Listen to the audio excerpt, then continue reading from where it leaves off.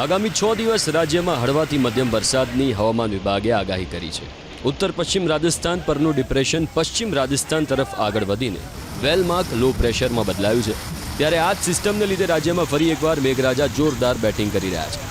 આજે દેવભૂમિ દ્વારકા, જામનગર, પોરબંદર અને જૂનાગઢમાં વરસાદનું ઓરેન્જ એલર્ટ જાહેર કરવામાં આવ્યું, જ્યારે કચ્છ, મોરબી, રાજકોટ, ગીર સોમનાથ અને સંઘ પ્રદેશ દીવમાં પણ વરસાદનું યલો એલર્ટ જાહેર કરવામાં આવ્યું।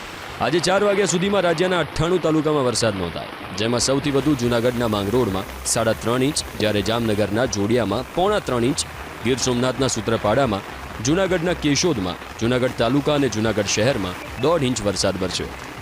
તો જામજોધપુર, ટંકારા અને વંથલીમાં પણ 1 ઇંચ વરસાદ ખાબકી ચૂક્યો છે। કચ્છમાં મેઘરાજાએ કરી જોરદાર બેટિંગ। ભચાઉ, અંજાર, રાપર સહિત ગ્રામ્ય વિસ્તારમાં જોરદાર વરસાદ વરસ્યો। ક્યાંક ધીમી ધારે તો ક્યાંક ધોધમાર વરસાદ વરસ્યો। અંજારના ગ્રામ્ય વિસ્તારમાં ધોધમાર વરસાદ વરસ્યો। સત્તાપર, આંબાપર, સિનોગરા, સાપેડા સહિતના ગ્રામ્ય વિસ્તારમાં ધોધમાર વરસાદ વરસતા રોડ રસ્તા પાણી થયા। આ તરફ ભચાઉ શહેર અને ગ્રામ્ય વિસ્તારમાં પણ મેઘરાજા મન મૂકીને વરસ્યા। ભચાઉના સુખપર, ચોબારી, લુણવા સહિતના ગ્રામ્ય વિસ્તારમાં વરસાદ વરસ્યો।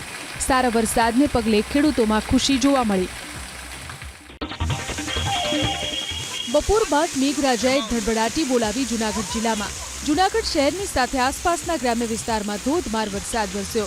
જૂનાગઢ શહેરમાં વરસેલા ધોધમાર વરસાદથી રસ્તા પરથી નદીઓ વહેતી હોય તેવા દ્રશ્યો સર્જાયા। ગિરનાર પર્વત પર 1.5 ઇંચ વરસાદ વરસ્યો। ક્યાંક ધીમી ધારે તો ક્યાંક ધોધમાર વરસાદ વરસતા રસ્તાઓ પાણી થયા। જૂનાગઢના માંગરોળમાં 3.5 ઇંચ વરસાદ ખાબક્યો, તો કેશોદ, જૂનાગઢ શહેર અને તાલુકામાં 1.5 ઇંચ વરસાદ વરસ્યો। આ તરફ વંથલી, મેંદરડામાં 1 ઇંચ તો વિસાવદર, માળિયામાં 0.5 ઇંચ વરસાદ વરસ્યો। રાજકોટ શહેર અને જિલ્લામાં પણ મેઘરાજા મન મૂકીને વરસ્યા। રાજકોટ શહેરના Gondal road, Dhebar road, Yagnik road, racecourse, ring road સહિતના વિસ્તારોમાં ધોધમાર વરસાદ વરસ્યો।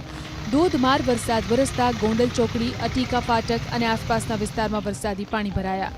તો આનંદ બંગલા ચોક વિસ્તાર, પીડી માલવિયા કોલેજ, સ્વામિનારાયણ ચોક સહિતના નીચાણવાળા વિસ્તારોમાં વરસાદી પાણી ભરાતા રાહદારીઓ અને વાહન ચાલકોને હાલાકી ભોગવવાનો વારો આવ્યો।